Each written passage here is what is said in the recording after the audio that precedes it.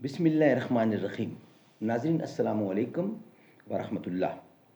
معارف القرآن جلد دوم، صفحہ نمبر ہے 456، سورۃ النساء نمبر 4 اور آیت نمبر ہے 64۔ معارف المسائل۔ ناظرین ایپیسوڈ نمبر ہے 13 اور وی لاگ نمبر ہے 433۔ نحمده ونصلي على رسوله الكريم بسم الله الرحمن الرحیم۔ مسجد تو بنا دی شب بھر میں ایمان کی حرارت والوں نے، من اپنا پرانا پاپی ہے برسوں میں نمازی بن نہ سکا۔ کیا خوب امیر فیصل کو سنوسی نے پیغام دیا، تو نام و نسب کا حجازی ہے پر دل کا حجازی بن نہ سکا۔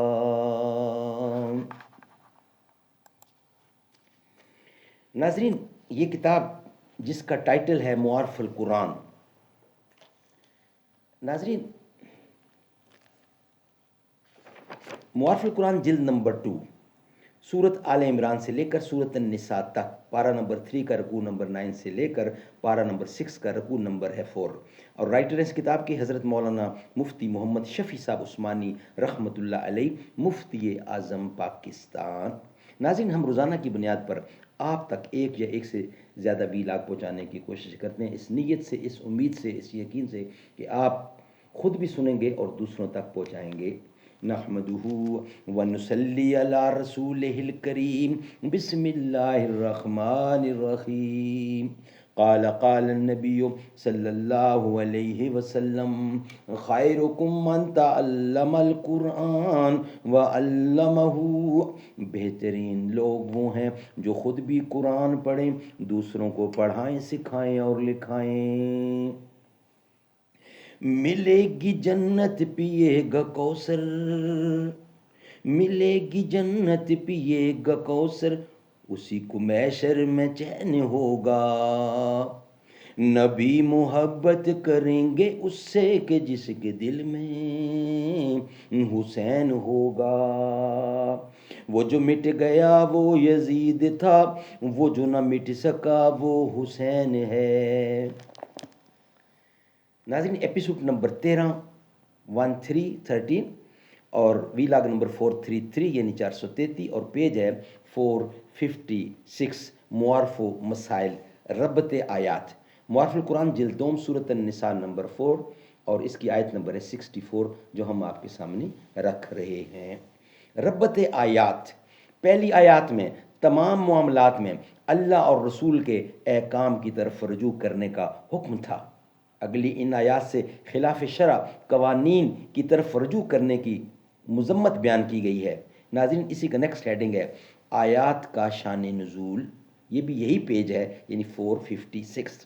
ان آیات کے نزول کا ایک خاص واقعہ ہے جس کی تفصیل یہ ہے کہ بشر نامی ایک منافق تھا، اس کا ایک یہودی کے ساتھ جھگڑا ہو گیا۔ یہودی نے کہا چل محمد صلی اللہ علیہ وسلم کے پاس ان سے فیصلہ کرائیں، مگر بشر منافق نے اس کو قبول نہ کیا بلکہ کعب بن اشرف یہودی کے پاس جانے اور اس سے فیصلہ کرانے کی تجویز پیش کی۔ کعب بن اشرف یہود کا ایک سردار اور رسول اللہ صلی اللہ علیہ وسلم اور مسلمانوں کا سخت دشمن تھا۔ یہ عجیب بات تھی،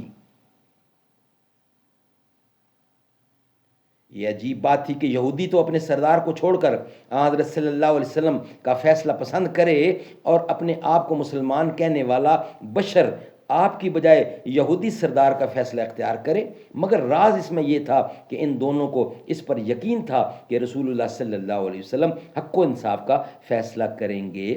اس میں کسی کی رو و رعایت یا غلط فہمی کا اندیشہ نہیں، اور چونکہ اس جھگڑے میں یہودی حق پر تھا اس لیے اس کو اپنے سردار کعب بن اشرف سے زیادہ اعتماد حضور صلی اللہ علیہ وسلم پر تھا، اور بشر منافق غلطی اور ناحق پر تھا، اس لیے جانتا تھا کہ آپ کا فیصلہ میرے خلاف ہوگا، اگرچہ میں مسلمان کہلاتا ہوں اور یہ یہودی ہے۔ ان دونوں میں باہمی گفتگو کے بعد یہ انجام ہوا کہ دونوں اس پر راضی ہو گئے کہ حضرت صلی اللہ علیہ وسلم کے پاس حاضر ہو کر آپ ہی سے اپنے مقدمے کا فیصلہ کرائیں۔ مقدمہ حضرت صلی اللہ علیہ وسلم کے پاس پہنچا، آپ نے معاملہ کی تحقیق فرمائی تو حق یہودی کا ثابت ہوا، اسی کے حق میں فیصلہ دے دیا، اور بشر کو جو بظاہر مسلمان تھا ناکام کر دیا۔ اس لیے وہ اس فیصلے پر راضی نہ ہوا اور ایک نئی راہ نکالی کہ کسی طرح یہودی کو اس بات پر راضی کر لیا جائے کہ ہم حضرت عمر بن خطاب رضی اللہ عنہ کے پاس فیصلہ کرانے چلیں۔ یہودی نے اس کو قبول کر لیا۔ راز اس میں یہ تھا کہ بشر نے یہ سمجھا ہوا تھا کہ حضرت عمر کفار کے معاملے میں سخت ہیں اور وہ یہودی کے حق میں فیصلہ دینے کی بجائے میرے حق میں فیصلہ کر دیں گے۔ بہرکیف یہ دونوں اب حضرت فاروق اعظم کے پاس پہنچے۔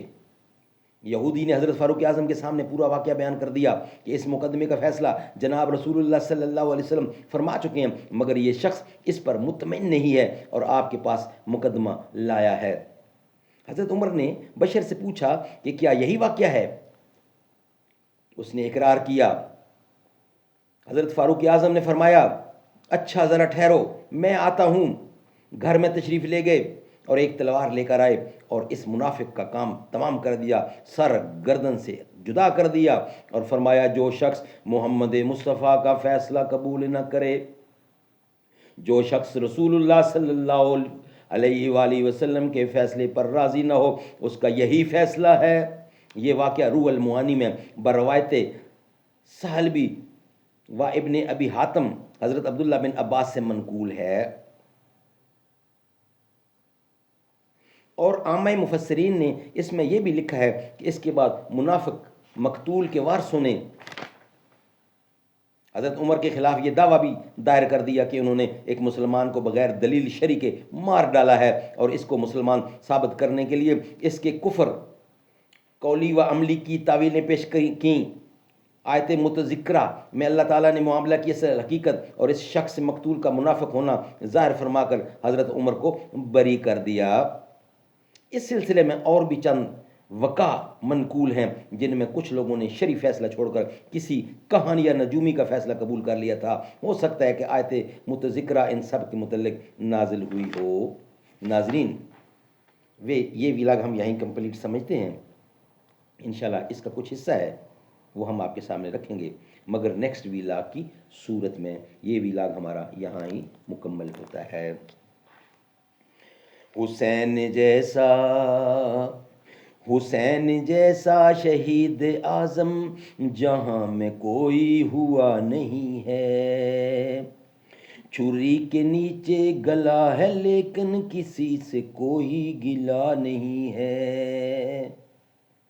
عدو تھے جب سر پہ تیغ تولے، حسین سجدے میں جا کے بولے مدینے والو گواہ رہنا نماز میری قضا نہیں ہے۔